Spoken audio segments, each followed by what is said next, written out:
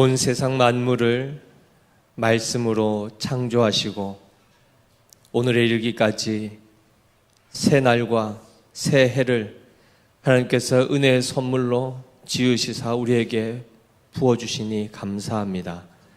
2025년 1월 1일 첫 수요 저녁 기도회로 하나님 앞에 모이게 하시니 무엇보다 감사를 드립니다. 흩어져 있던 우리가 성령의 감동하심과 하나님의 사랑의 그 초대와 부름에 순종하여 이 자리에 나왔사오니 주님 선포되는 그 말씀을 통하여 하나님의 귀한 음성을 듣게 하시고 진실로 주님을 사랑함으로 그 말씀에 온전히 경청할 뿐만 아니라 순종하여 하나님이 기뻐하시는 믿음의 자녀들 될 수 있도록 이 시간 역사하여 주시옵소서.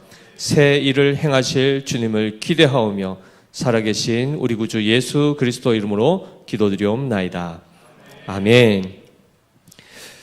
오늘 시간 우리에게 주시는 하나님의 생명의 말씀은 고린도 후서 5장 14절에서 17절까지의 말씀입니다.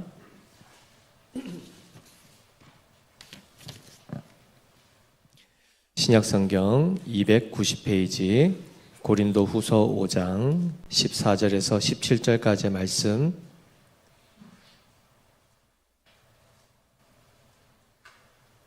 우리 한 절씩 교독하시고 마지막 절은 같이 읽겠습니다. 그리스도의 사랑이 우리를 강권하시는도다.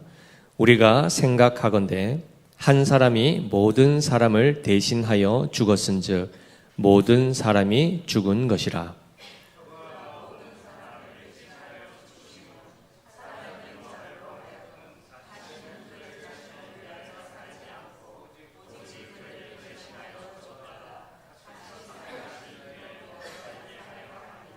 그러므로 우리가 이제부터는 어떤 사람도 육신을 따라 알지 아니하노라.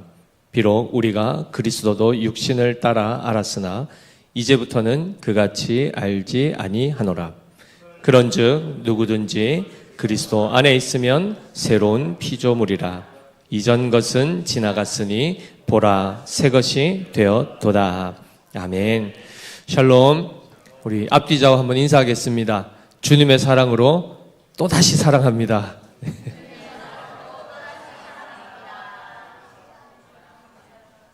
네, 감사합니다. 어제도 사랑했고 오늘도 사랑하고 내일도 사랑해야 될 줄 믿습니다. 오늘 이 말씀 고린도 후서 5장 17절 말씀은 우리가 참으로 사랑하고 많이 암송하는 성경 구절입니다. 무엇이죠? 그런즉 누구든지 그리스도 안에 있으면 새로운 피조물이라. 이전 것은 지나갔으니 보라 새 것이 되었도다. 새해만 되면 교회들마다 이 말씀을 참 많이 이제 설교를 통하여 듣게 되는데요. 우리 모두가 바라는 것이죠. 새로워지고 싶다. 새로워지고 싶다. 더 새로워지고 싶다. 변화되고 싶다. 이것이 우리의 소망이고, 특별히 새해가 되면 더욱더 그러한 어떤 기대를 가지고 또 각자가 자기의 삶에서 팔공산에 올라가든 부산의 해운대를 가든 해가 떠오르는 것을 보면서 또 다짐도 하고 소원도 빌고 하지 않습니까? 믿는 자들이나 믿지 않은 자들이 공통적으로 바라는 바는 지금보다 좀 더 나은 삶, 좀 더 나은 미래, 이런 것들을 이제 바라고 살아갑니다.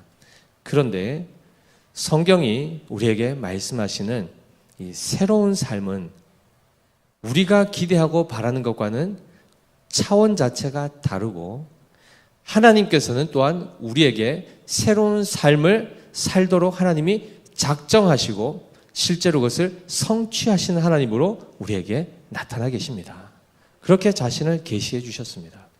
그 가운데서 오늘 이 새로운 피조물 또한 새것이라는 이것의 실체가 뭔가, 도대체 뭘 보고 새로운 피조물이라 하고 무엇을 보고 새것이라 하는가, 그것을 우리가 함께 좀 깊이 살펴보고자 합니다.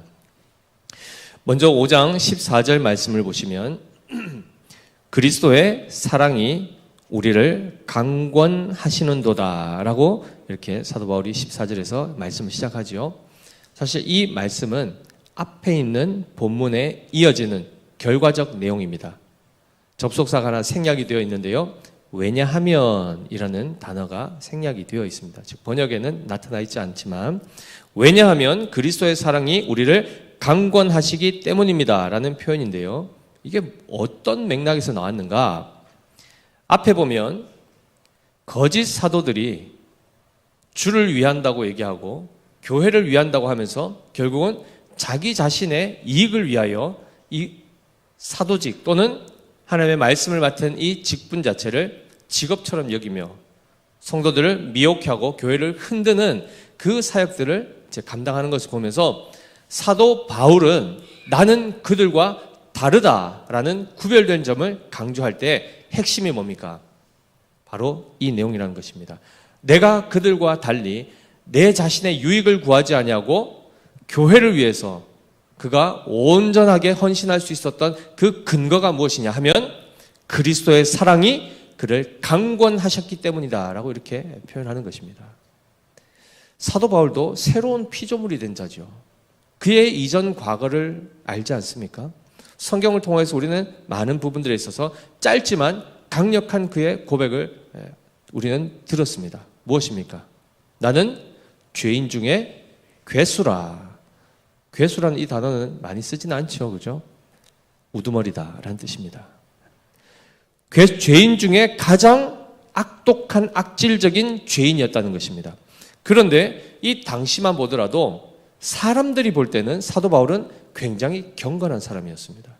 말씀에 창념했던 사람이고 유대인 중에 유대인이고 혈통적으로도 흠이 없고 삶의 행실적으로도 말씀을 다 지켜내었던 신실한 사람이었습니다. 그런데 그가 그리스도를 만나자마자 자기의 실존을 보게 되죠. 겉으로만 자기의 외모만 거울을 통하여 비춰지는 모습만 보았지 실제로 그 속 안에 있는 그 인간의 부패한 본성을 그는 깨닫지 못했었죠. 그러다가 그가 자기가 죄인됨을 비로소 그 빛 대신 그리스도의 빛을 비춰주심으로 인해서 그가 죄인됨을 깨닫게 되죠. 그리고 그가 지금 새로운 피조물이 되어 교회를 위하여 사도로 부름받아 지금까지 어제 우리 말씀 본 것처럼 표대를 향하여 지금 생명조차 조금도 귀하게 여기지 아니하고 온전히 헌신하는 이 삶을 살아오고 있는데 그 근거가 어떻게 해서 그것이 가능해졌는가? 그리스도의 사랑 때문이라는 겁니다. 그런데 오늘 표현해 보면 그 사랑이 어떻게 했다고요?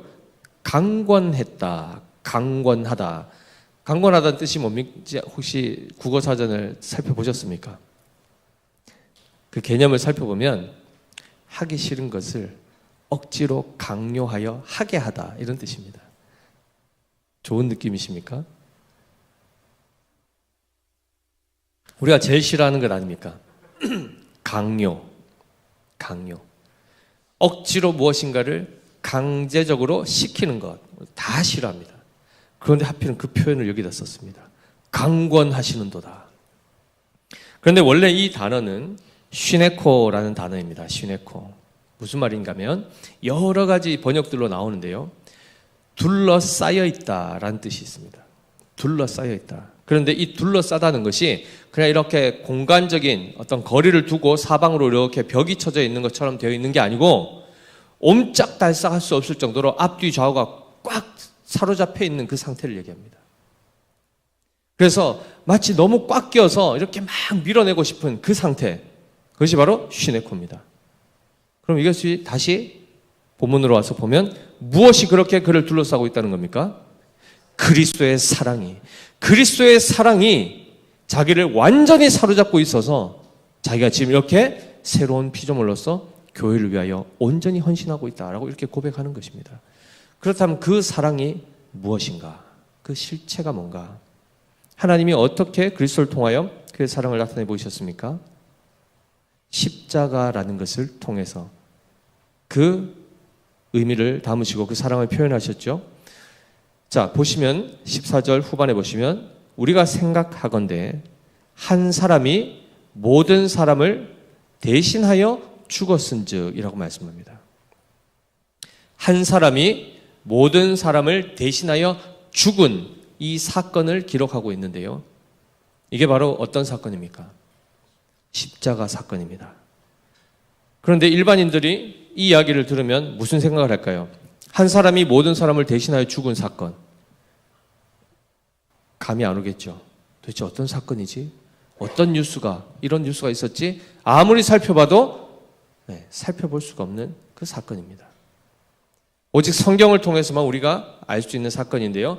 많은 사람들이 죽어야 되는데 그 사람들을 다 죽지 않게 하고 한 사람만 대표적으로 죽임으로 나머지를 살게 하는 사건. 이것이 바로 예수 그리스도의 십자가의 처형입니다. 그런데 여기 보시면 중요한 표현들이 나오는데요. 한 사람이 모든 사람을 대신하여 죽었은즉 모든 사람이 죽은 것이라. 그가 모든 사람을 대신하여 죽으심은 하고 나오는데 계속해서 반복되는 것이 모든입니다. 모든 사람. 그런데 잘 기억하셔야 되는데 성경에서 말씀하실 때 이 모든 사람은 누구를 지칭하는가? 즉 예수 그리스도께서 누구를 위하여 죽으셨는가를 정확하게 기억하셔야 됩니다. 이게 무엇이냐면 하나님께서 택하신 모든 사람입니다. 이해되십니까? 믿지 아니하는, 결국 유기되어서 하나님께 택함을 받지 못하여 내버려진 자들을 위해서는 그리스도께서 그를 위하여 죽으신 것은 아니라는 것입니다. 이것이 제한속죄라는 중요한 기독교의 교리입니다. 이것을 놓치면 모든 인류가 다 그냥 구원을 받고 지옥 가는 사람이 없다 이렇게 얘기합니다. 가룟 유다도 천국 가 있다 이런 얘기도 하게 됩니다. 그러나 그렇지 않습니다. 분명히 믿지 않은 자들이 존재합니다. 이것을 두고 사람들은 그럼 하나님은 사랑의 하나님이 아니지 않는가? 그런데 잘 보셔야 됩니다. 하나님은 사랑의 하나님이시면서 동시에 어떤 하나님이시죠? 공의로우신 하나님이십니다. 이 속성을 다 가지고 계십니다. 이것이 절대 충돌하지 않습니다. 한 분 안에 이중인격으로 있는 것이 아니라 하나님은 공의로우시면서도 사랑이 풍성하신 하나님이심을 어떻게 표현하시는가? 바로 죄인을 택하여 구원하시는 하나님, 또한 죄인을 일부 그 죄대로 징계하심으로 심판하시는 하나님을 통하여 공의로우심과 사랑하심을 동시에 다 드러내신다는 것입니다. 만약에 모든 이들을 그냥 다 아무 일도 없는 것처럼 다 그냥 덮어버리고 그리고 그냥 다 천국 보낸다. 그럼 하나님의 공의는 어디에서 찾아볼 수 있을까요? 따라서 이런 부분들에 있어서 모든 사람 하면 우리는 제한적으로 이해를 해야 되되 이 수가 작다라고 생각하시면 안 됩니다. 일부라고 하여 100명 중에 1명 이런 개념이 아닙니다. 하나님 나라에는 몇 명이나 지금 들어가 있을까요? 그리고 앞으로 다가올 세대 가운데 아직 태어나지 않았지만 미래에 하나님께서 택하여 세우실 교회 그 수까지 생각하면 천국에는 몇 명쯤 들어갈 수 있을까요? 그렇죠. 하늘의 별과 같이 바다의 모래와 같이. 이게 이 표현이 뭐죠? 이 비유지 않습니까? 셀 수 없다는 것입니다. 허다한 무리라는 것입니다. 따라서 그런 차원에서 이 모든 사람은 택함을 받은 모든 사람을 위해서 그리스도께서 죽으셨다는 겁니다. 거기에 지금 누구가 포함된 겁니까? 사도 바울이 포함된 겁니다. 그리고 우리가 포함되어 있습니다.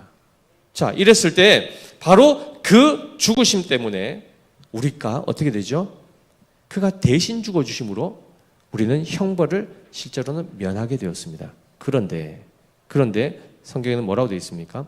그가 모든 사람을 대신하여 죽었은즉 모든 사람이 죽은 것이라고 말합니다. 십자가에 한번 우리가 매달린 흔적이나 있습니까? 박힌 상처, 못 박힌 상처가 있습니까? 없지요. 그런데 우리가 그리스도와 함께 죽음으로 그분이 죽으실 때 그냥 혼자 내팽개쳐서 죽은 것이 아니라 구약의 희생 제사도 살펴보시면 제물에게 어떻게 합니까? 안수를 하게 됩니다. 죄인이 자기의 죄를 대속하기 위해서 제물을 갖다 놓고 거기에 자기가 안수하여 자기의 모든 죄를 그에게 전가시킵니다. 옮깁니다. 그래서 그가 죄가 되게 하죠. 그 존재가. 그리고 그 제물은 어떤 제물이어야 되죠? 흠이 있으면 됩니까? 안 됩니까? 안 되죠. 왜요? 그의 의가, 그가 가지고 있는 그 의가 나에게 옮겨와야 되기 때문에. 그래서 흠 없는 제물을 준비하는 그 준비하는 자는 죄인이고 그 제물은 의로운 제물로 그렇게 하여 안수한다는 얘기는 서로가 연결되었다는 겁니다. 그리스도와 연합하여 우리가 죽게 되고 그리하여 실제로 우리가 십자가에 육체의 피는 흘리지 않았지만 우리 또한 그와 함께 장사된 바 된 자라는 것입니다. 단순히 육체가 죽은 것만이 아니고 죄의 몸이 죽는 것입니다. 죄로부터도 완전한 결별을 선언하게 되는 것이 바로 그리스도의 죽으심입니다. 따라서 이 그리스도께서 왜 죽으셨는가? 왜 나를 대신하여 죽으셨는가? 왜 그러셨다고요? 사랑 때문이라는 겁니다. 이 부분이 헤아릴 수 없는 겁니다. 왜일까요? 우리는 사랑할 만한 자들만 사랑합니다. 나를 좋아해주는 사람만 쉽게 받아들입니다. 나에게 힘들게 하는 사람, 사랑하라고만 하면 벌써 어떻게 되죠? 부담이 되죠. 그리고 설교 때마다 원수를 사랑하다. 이야, 뭐 집에 널렸지 않습니까? 자식도 원수고 남편도 아내도 원수고 다. 내 뜻대로 되지 않을 때마다 뭐 원수였다가 천사였다가 뭐 맨날 이렇게 뒤집히니까. 그런데 그런 사람들이 널려 있지 않습니까? 당장 말씀을 통해서 하나님이 우리에게 서로 사랑하라라고 얘기하고 우리는 이방인의 수준과 달라서 그들의 수준을 넘어서서 원수까지 사랑하라 하면 우리는 대부분 어떻게 하죠? 아멘 해놓고 입으로만 하고 실제로는 할 실력을 전혀 발견할 수 없는, 그냥 우리는 그 정도 수준이지 않습니까? 그런데 그리스도께서 어떻게 하셨습니까? 죄인 중에 괴수인, 주의 교회를 잔멸하던 자, 스데반을 돌로 친 자입니다. 베드로 어떤 자입니까? 베드로 주의 제자들 사도들 미화하지 마십시오. 미워가 아니고 미화하지 마십시오. 그들의 과거를 들춰보면 예수님 잘 따라가다가 뭐 합니까? 배신했지 않습니까? 예수님 저주한 자입니다. 그러니까 우리가 보면 저주 할 수도 있지 뭐. 주님은 그래도 충분히 감당하실 수 있는 하나님이시지 않는가? 이런 생각할 수 있겠죠. 우리는 사소한 걸 우리 배신당하면 어떻게 됩니까? 난리가 나죠. 믿었다가 더 이게 믿음이 크고 사랑이 컸던 사람이 배신을 당하면 충격에 휩싸여서 어떻게 벗어나지를 못합니다. 그 다음부터 어떻게 되죠? 대인 기피증이 생기고 아무도 못 믿게 되니까 불안해지고, 이게 우리의 모습입니다. 바로 그랬던 우리들을 주님이 어떻게 하십니까? 사랑하셨다는 것입니다. 이 사랑이 세상에 없는 사랑입니다. 세상에 없기 때문에 우리는 본 적도 없고 배워본 적도 없고 해내지도 못하는 사랑이죠. 지금 사도 바울이 바로 그 사랑이 자기를 사로잡아 자기 대신에 예수께서 피를 흘리시고 모든 죄로부터 자기를 건져내서 새로운 존재가 되게 하셨다는 이 사실 때문에 그가 감격할 뿐만 아니라 그의 전 삶을 하나님 앞에 기쁨으로 헌신하게 되는 이 고백의 자리까지 왔고, 그 고백으로 우리를 신앙으로 권면하는 자리에 지금 와 있는 것입니다. 사도 바울 되게 하신 하나님이 어떤 분이신지를 우리는 경험해야 됩니다. 깨달으셔야 됩니다. 그렇지 않으면 우리는 끊임없이 잘하는 자에게 상을 주시는 것 같은 그런 하나님으로 자꾸 이해를 하게 된다는 것이죠. 그래서 뒤에 나오는 부분이 이겁니다. 15절 우리 같이 읽어보겠습니다. 시작.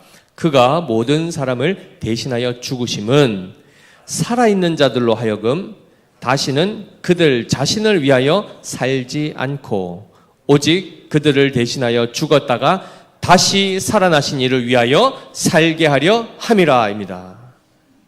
자, 우리는 예수님을 믿으면 복음을 전할 때 보통 뭐라고 하시면서 전하십니까?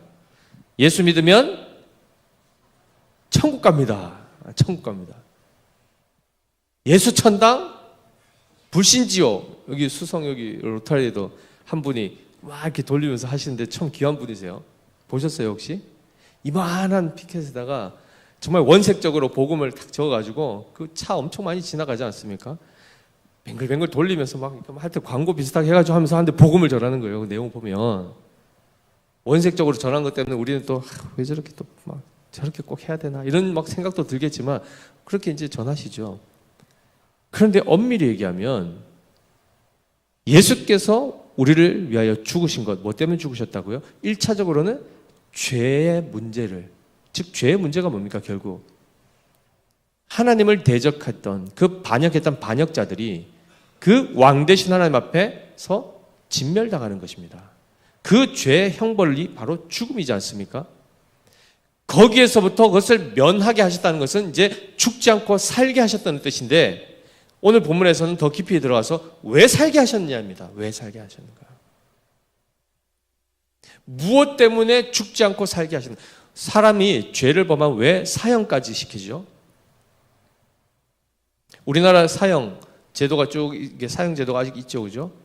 예를 들면 형벌에서 선고를 할 때 어떤 거는 벌금형, 어떤 거는 구금형, 어떤 거는 사형. 이렇다면 사형은 언제 보통 적용합니까?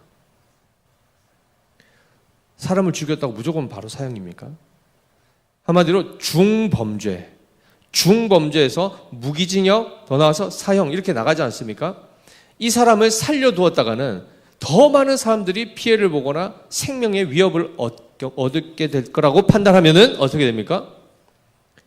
차라리 한 명을 죽여서라도 그 사회를, 공동체를 안전하게 하고자 하는 목적에 사형을 시키는 것 아니겠습니까? 당연히 그러면 거기서 다시금 그를 살게 했다는 얘기는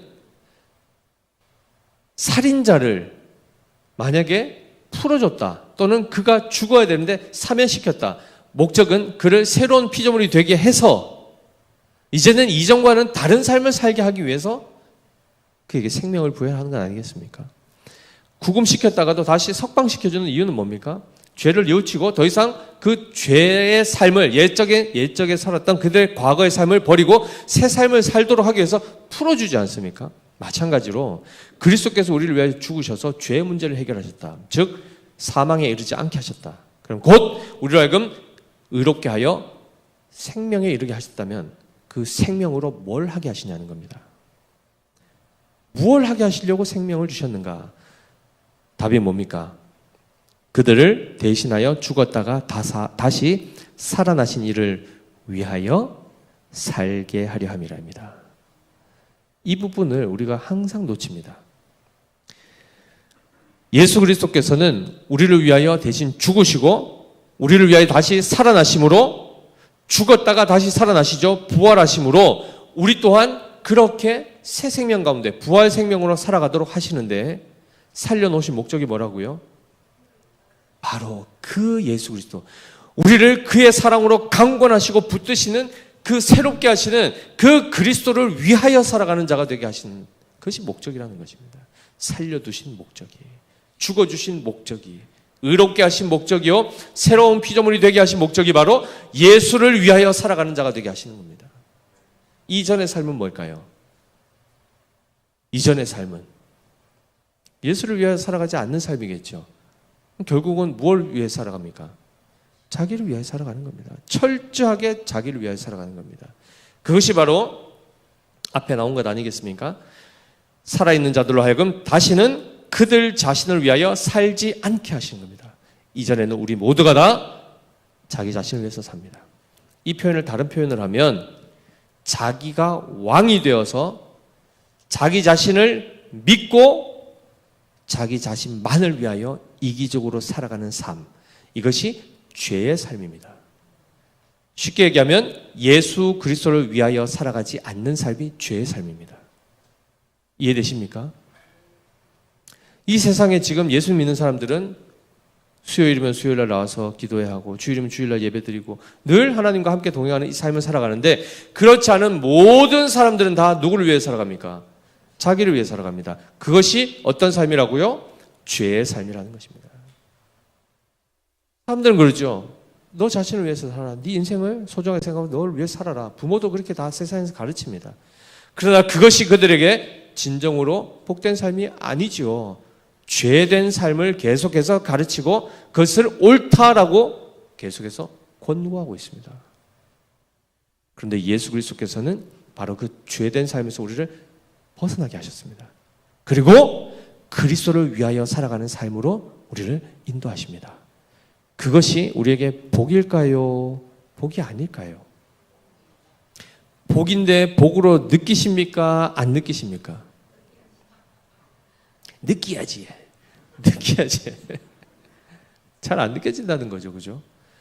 우리는 주님이 우리를 위하여만 살아주기를 원하고 우리가 주님을 위해서 뭔가 하는 거에 대해서는 굉장히 인색하죠. 야, 이런 거였으면 내가 예수 안 믿었다. 그죠? 받는 거는 좋은데 뭔가 내놓으려니까 아깝고. 이 본성을 고치시는 겁니다. 하나님께서는 우리의 이 인생이란 걸 통해서 결국 그 본성을 다루십니다. 사랑하는 성도 여러분, 2025년에 어떤 삶을 기대하셨습니까? 어떠한 삶이 새로운 삶이요, 새로운 피조물된 삶이라 생각하십니까? 우리가 기대하는 것, 우리의 바람은 하나님께서 우리를 향하여 진정한 복이 되게 하시는 그 바람과는 사뭇 다릅니다. 그렇죠? 우리의 소원이 이루어지길 원하십니까? 하나님의 소원이 이루어지길 원하십니까? 그런데 별로 그런 그 기도 제목이 안 쓰시지 않습니까? 내년에 이렇게 해주시고 이렇게 해주시고 이렇게 해주시기를 믿고 감사하며 봉헌드립니다. 기도 올립니다. 이렇게 하지 않습니까? 대부분 답은 뭡니까? 육신의 것들입니다. 철저하게 자기를 위한 것입니다.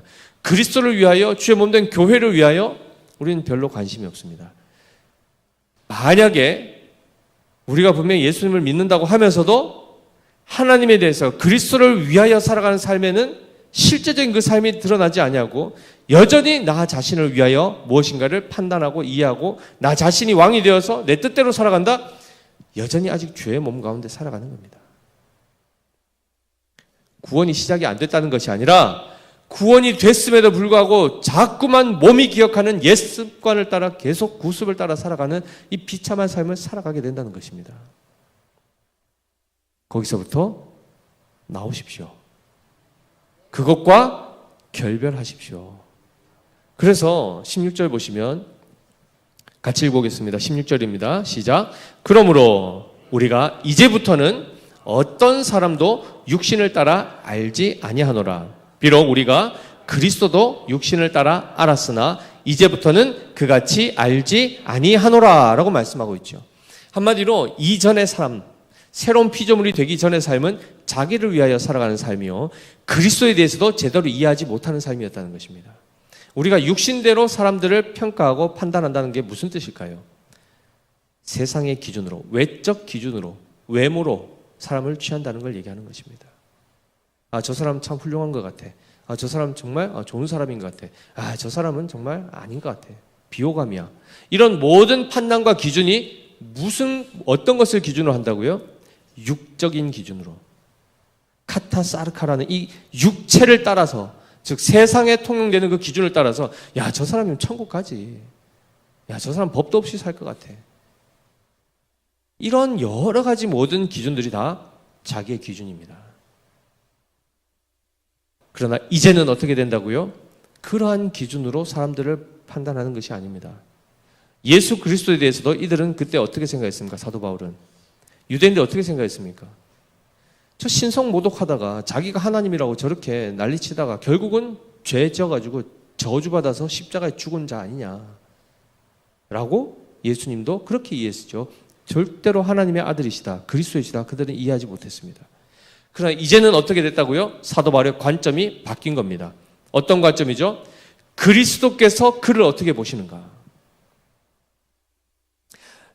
내가 개인적으로는 저 사람을 보면은 정말 나하고도 결이 안 맞고 성격도 안 맞고 하나도 안 맞는데, 맞는 게 하나도 없는데 하나님이 그를 사랑하시고 그를 새로운 피조물 되게 하셨다 그러면 이제는 나의 기준과 이 모든 것들을 다 내려놓고 주님의 관점으로 하나님이 새롭게 하신 자구나, 그것을 인정할 수 있고 하나님의 관점에서 그들을 바라볼 수 있는 것, 이 관점이 바뀌는 겁니다. 베드로, 바울 마찬가지죠. 저 성격 급하고 혼장담했다가도 말도 못 지키는, 믿을 수 있는 사람입니까? 믿을 수 없는 사람입니다. 그런데 그를 그리스도께서 어떻게 하셨습니까? 예수께서 새로운 존재가 되게 하셨죠. 처음 만난 사람들은 어떤 생각할까요? 과거에 그냥 그를 볼 거 아니겠습니까? 과거에 계속 살아왔던 모습으로 그를 볼 거 아닙니까? 그런데 변화된 그를 그리스도의 관점에서 본 자들은 그의 과거에 대해서 어떻게 생각할까요? 이전 것을 지나간 것으로 여기고 그날부터 새롭게 된 그를 그대로 있는 모습 그 자체로 볼 수 있게 되는 안목이 열린다는 것입니다. 그런데 우리는 어떻습니까?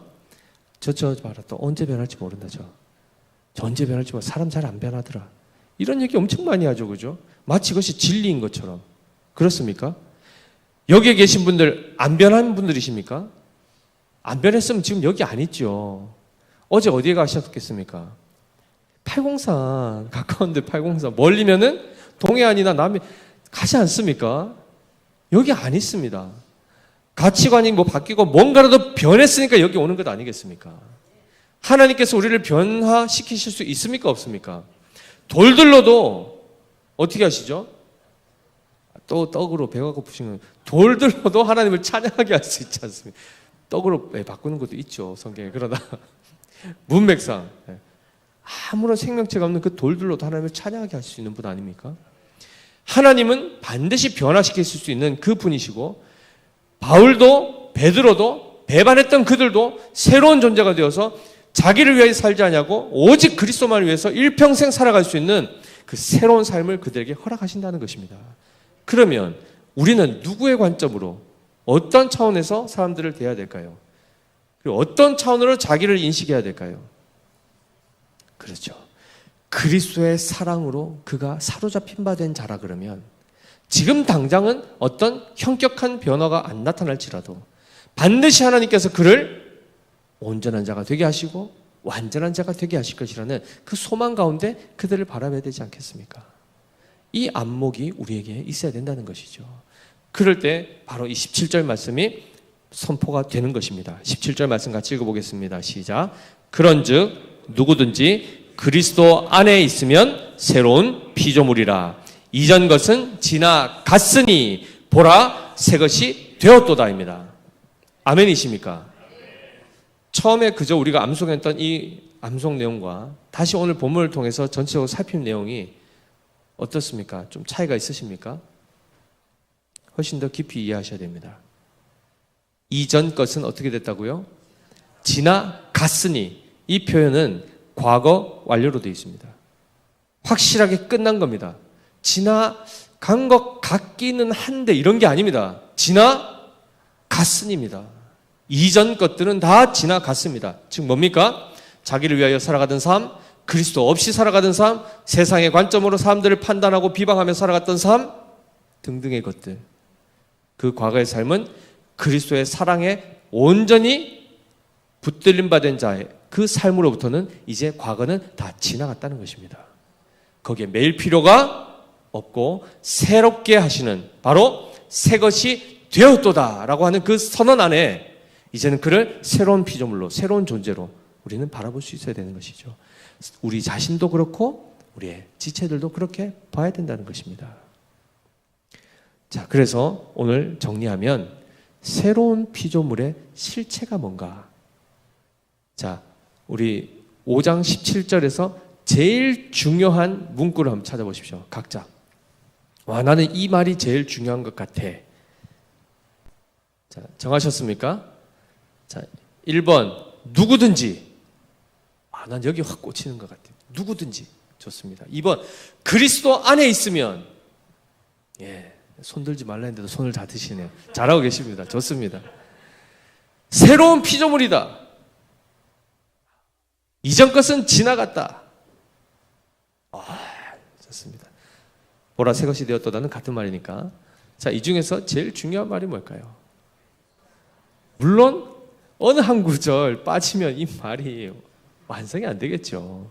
하나님 주시는 한 말씀 한 말씀 1.1획도 당연히 다 이루어져야 될 말씀입니다. 그러나 핵심이 뭐죠? 그리스도 안에 있으면입니다. 그리스도 안에 있는 자를 두고 새로운 피조물이라고 하고 보라 새 것이라고 얘기하는 겁니다. 새 것이 되었도다. 바로 그리스도 안에 있는 자만이 그러한 존재라는 것입니다. 따라서 그리스도 안에 있다. 그것이 구체적으로 더 풀면 그리스도를 아는 자요, 그리스도를 위하여 살아가는 자요, 세상의 관점대로 살지 아니하고 성경적 관점, 그리스도의 관점으로 세상을 분별하며 살아가는 자요, 더 본질적으로는 그리스도의 사랑에 온전히 사로잡힌 바 되어 살아가는 자를 의미합니다. 사랑하는 우리 믿음의 교회 성도 여러분, 새해 어떠한 삶을 살기 원하십니까? 세상에 수많은 사람들이 새로운 피조물로서 새로운 삶을 원하지만 그들은 그리스도 밖에 있습니다. 아무리 그들이 원하고 바라고 기도할지라도 그들에게 있어서는 새로운 삶은 결코 주어지지 않습니다. 언제 그들에게 새로운 삶이 시작되죠? 그리스도 안에 있을 때, 그리스도 안에 들어왔을 때 비로소 새로운 피조물의 삶이 시작되는 것입니다. 그러한 차원에서 우리는 바로 이 소식을 그들에게 전해야 되는 것이고, 그러한 차원에서 한 사람 한 사람이 새로운 피조물, 새 생명을 얻어 주를 위하여 살아가는 자들로 자원하여 강요, 억지로가 아니라 자발적으로 기쁨으로 온전히 그 사랑에 메인받아 사로잡힌 바 되어 우리 또한 그리스도를 진실로 사랑하여 살아가는 사람들로 우리 하나님께 영광 돌려야 되지 않겠습니까? 2025년은 이 말씀이 우리 각자에게도 이 말씀을 적용해야 되고 타인들에게도 적용하셔야 됩니다. 우리 마지막 말씀을 우리 일단은 좌우에 계신 분들 또 좌우에 없는 분들 앞뒤로 하시고 서로 축복하며 선포하겠습니다. 자, 시작. 일단 바라보십시오. 외우셨죠? 서로 마주 보십시오. 눈을 마주 보시고 시작. 그런즉 누구든지 그리스도 안에 있으면 새로운 피조물이라. 이전 것은 지나갔으니 보라 새 것이 되었도다. 아멘. 아멘. 아멘. 아멘이시죠? 아멘. 이 역사가 오늘 2025년 1월 1일부터 해서 앞으로 더 풍성하게 우리 믿음의 교회 모든 성도들의 삶 가운데 역사되시고 또 성취될 것을 믿습니다. 그리고 이렇게 되시기를 예수님 이름으로 축복합니다. 우리 기도하겠습니다. 하나님 아버지 은혜를 감사합니다. 우리 모두가 새로운 삶을 기대하고 바라지만 우리가 원하는 삶의 그 뿌리에는 결국 우리 자신을 위하여 이기적으로 살아가며 내가 주인 되고 내가 왕이 되고 내 스타일대로 내 마음대로 살아가는 것, 그것을 더 쉽게 할 수 있고 더 마음껏 할 수 있는 그 삶을 우리는 추구하고 살아갑니다. 그러나 그리스도의 사랑에 강권함을 입어 그 사랑에 메인바된 자들은 이 삶이 죄의 삶임을 깨닫고 오직 예수 그리스도, 즉 우리를 위하여 죽었다가 다시 살아나신 바로 그분을 위하여 이제 살아갈 수 있는 새로운 피조물됨을 하나님 말씀을 통해서 우리가 깨닫습니다. 우리가 이 삶을 우리가 바라보게 하여 주시고 소원하게 하시고 갈망하게 하시고 기도하게 하여 주시옵소서. 그리하여 이전 것은 그것이 어떠한 모양이었든지 다 지나간 것으로 여기게 하시고 보라 새 것이 되었도다라는 이 선포의 말씀이 오늘 이날 이 시간 우리에게 선포되었을 뿐만 아니라 반드시 성취될 것을 바라보며 우리 모두가 이 말씀을 붙들고 한 해를 시작하게 하시고 그 말씀의 역사를 날마다 경험하며 하나님께 영광 돌리는 믿음의 교회가 될 수 있도록 주님 축복하여 주시옵소서. 그렇게 하여 주실 주님께 감사드리며 살아계신 우리 구주 예수 그리스도 이름으로 기도드립니다. 아멘. 우리 다 같이